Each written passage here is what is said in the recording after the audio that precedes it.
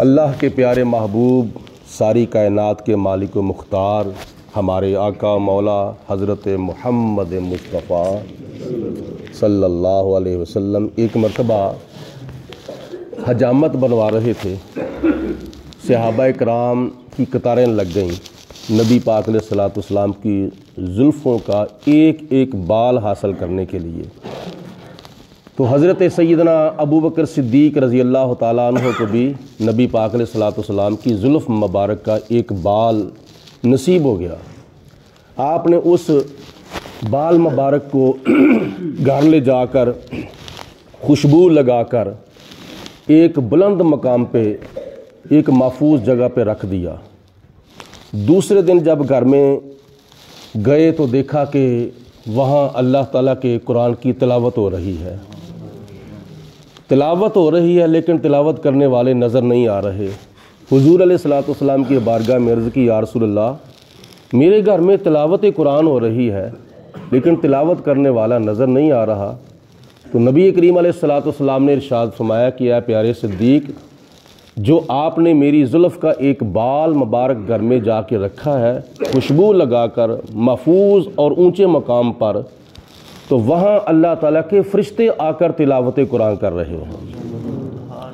حضرت سیدنا صدیق اکبر رضی اللہ تعالیٰ عنہ کو قرآن پاک کے ساتھ بڑی محبت تھی، بڑا پیار تھا اور بہت ہی لگن تھی قرآن پاک کے ساتھ۔ یہی وجہ ہے کہ جناب صدیق اکبر نے قرآن پاک کو کتابی شکل میں جمع کر کے امت کو عطا فرمایا اور خود اپنے گھر کے سامنے ایک چبوترا بنوایا ہوا تھا۔ وہاں حضرت سیدنا صدیق اکبر ٹائم نکال کر زیادہ سے زیادہ وقت وہاں گزارتے تھے اور کیا کرتے تھے؟ اللہ پاک کے کلام کی تلاوت کرتے تھے۔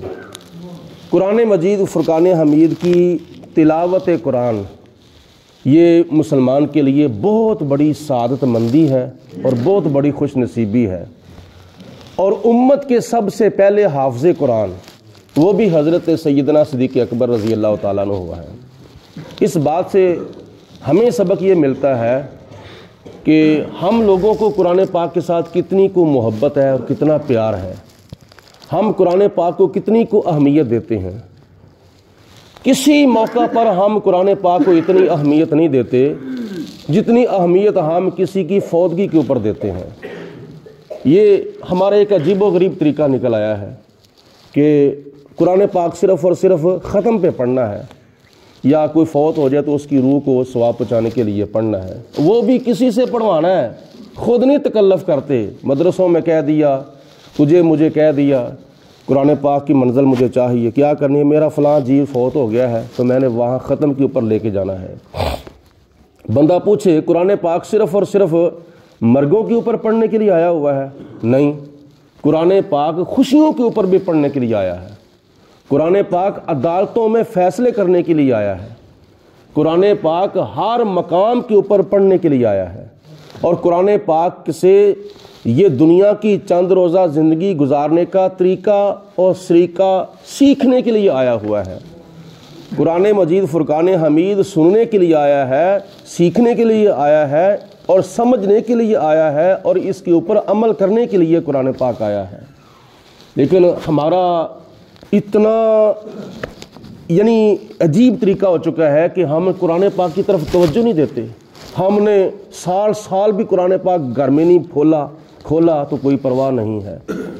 اتنی قرآن پاک سے دوری، اتنی قرآن پاک سے دوری، اور پھر قرآن پاک ہم نے اگر پڑھنا بھی ہے نا تو پھر موبائل کھول لیا اور موبائل کھول کے تلاوت قرآن لگا دی، چلو جی قرآن پاک اس طرح ہم سن لیتے ہیں، پڑھ لیتے ہیں۔ بھئی ریجنل کام ہی ہوتا ہے۔ قرآن پاک اپنے گھر میں پڑھو، قرآن پاک مسجد میں پڑھو، قرآن پاک اپنی دکان پہ پڑھو، قرآن پاک اپنے کارخانے میں پڑھو، قرآن پاک اپنی فیکٹریوں میں پڑھو، قرآن پاک جہاں بھی آپ کو وقت ملتا ہے وہاں قرآن پاک کی تلاوت کریں۔ اور یہ یاد رکھیں کہ ہم تم سب جتنی دیر تک قرآن پاک کے اوپر مکمل طور پر ایمان نہیں لائیں گے، یقین نہیں کریں گے، ہمارا ایمان مکمل نہیں ہو سکتا۔ یہ قرآن پاک 7 منزلیں ہیں، ان کا ماننا ضروری ہے۔ یہ قرآن پاک 30 سپارے ہیں، اس بات کا بھی تسلیم کرنا ضروری ہے۔ یہ قرآن پاک 540 رکوع ہیں، اس کا ماننا بھی ضروری ہے۔ یہ قرآن پاک 114 صورتیں ہیں، اس کا ماننا بھی ضروری ہے۔ یہ قرآن پاک کی 6668 آیتیں ہیں، اس کا ماننا بھی ضروری ہے۔ ایک آیت کی ایک سطر کے ایک جملے کے ایک حرف کے ایک نقطے کا انکار کر دینا بھی کفر ہے، بندہ کافر ہو جاتا ہے۔ تو جس طرح قرآن پاک کے اوپر ایمان لانا ضروری ہے ہمارے لیے، اس طرح قرآن پاک کو پڑھنا، قرآن پاک کی تلاوت کرنا بھی ہمارے لیے ضروری ہے۔ اور جس طرح قرآن پاک پڑھنا ضروری ہے، اس طرح قرآن پاک کو سمجھنا بھی ضروری ہے۔ اور جس طرح قرآن پاک کو سمجھنا ضروری ہے، اس طرح قرآن پاک کے اوپر عمل کرنا بھی ضروری ہے۔ حضرت سیدنا صدیق اکبر رضی اللہ تعالیٰ عنہ کے اس شغف سے ہمیں سبق ملتا ہے کہ ہمیں قرآن پاک کسی جگہ پر بھی نظر انداز نہیں کرنا چاہیے۔ آج ہمارے بڑے ایسے مسلمان بہن بھائی ہیں جنہوں نے قرآن پاک پڑھا ہی نہیں ہے، اور جنہوں نے پڑھا ہے انہوں نے بھی کبھی غور کیا ہی نہیں ہے کہ ہم قرآن پاک صحیح پڑھ رہے ہیں یا غلط پڑھ رہے ہیں۔ اللہ تعالیٰ سے بندہ باتیں کرے تو غلط انداز میں کرے تو پھر یہ کیسی بات ہے، کیسی محرومی والی بات ہے۔ حضرت مولا علی شیر خدا رضی اللہ تعالیٰ عنہ فرماتے ہیں کہ جب میرا دل کرتا ہے کہ میں اپنے رب سے باتیں کروں، اپنے رب سے گفتگو کروں، تو میں نماز کی نیت باندھ لیتا ہوں، اور جب میرا دل کرتا ہے نا میرا رب مجھ سے باتیں کرے تو میں اللہ کا قرآن کھول لیتا ہوں۔ تو یہ سمجھ لو کہ قرآن پاک پڑھتے پڑھتے بندہ خدا سے باتیں کرتا ہے اور خدا بندے سے باتیں کرتا ہے۔ تو بندہ خدا سے باتیں کرے تو غلط باتیں کرے، زبر کی جگہ پہ زیر پڑھ دے، زیر کی جگہ پہ زبر پڑھ دے، زبر کی جگہ پہ پیش پڑھ دے، لمبے لفظ کرنے والے کو چھوٹا کر دے، چھوٹے کرنے والے کو لمبا کر دے، تو یہ قرآن پاک کی قرأت ٹھیک نہیں ہے۔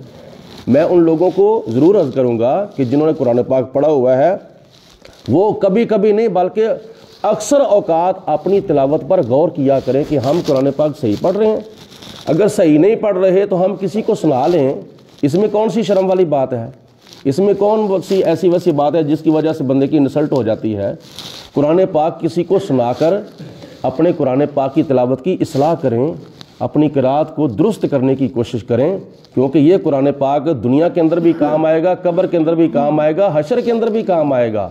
جس طرح نبی پاک علیہ الصلوۃ والسلام اپنی امت کی شفاعت کریں گے، قرآن پاک بھی اپنے پڑھنے والوں کی شفاعت کرے گا۔ اللہ عمل کرنے کی توفیق عطا فرمائے۔ درود پاک پڑھیں۔ الصلاۃ والسلام علیک یا سیدی یا رسول اللہ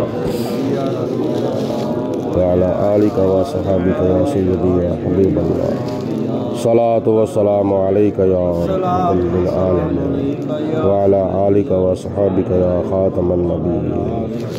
اللہم صلی علی سیدنا و مولانا محمد معدن الجود والکرم وآلہ وصحبہ وبارک وسلم۔ ربنا آتنا فی الدنیا حسنۃ وفی الآخرۃ حسنۃ وقنا عذاب النار۔